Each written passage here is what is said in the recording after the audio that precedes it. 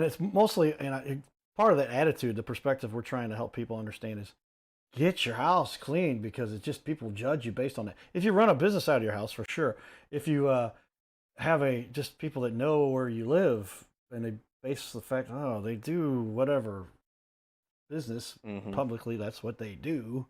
Well, then is their business run like their house? And I know Bob, he lives down the street. I'm not going to do business with him.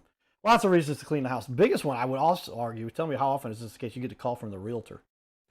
Yeah, I do get a lot of calls from realtors, just with listings and stuff like I had talked about earlier, getting everything cleaned up so that somebody actually wants to buy this house.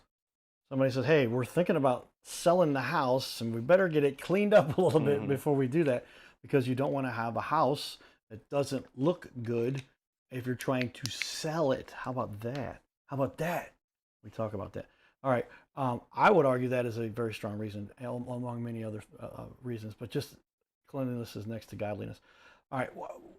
What is your passion about this? If we jump back a little bit and say, you talked about as a kid, you just love making things look good, clean. I'm a little bit that way. My friends, they're like, why are you such a stickler on getting every little piece off of there? I'm like, because I don't like utensils, for instance, right? Why would I not want every piece of whatever off of, I will hand wash my utensils because they get cleaner than the dishwasher. I don't want to put that in my mouth.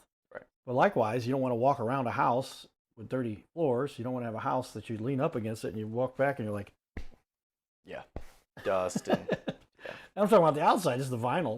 What surfaces do you clean most often? What do you? Oh yeah, so definitely house wash would be the number one. Getting all the dust and the mold and the mildew off of there. Got to be my favorite. Just some of the transformations on these houses are incredible. I cleaned one yesterday, and it probably hadn't been cleaned in 10 years.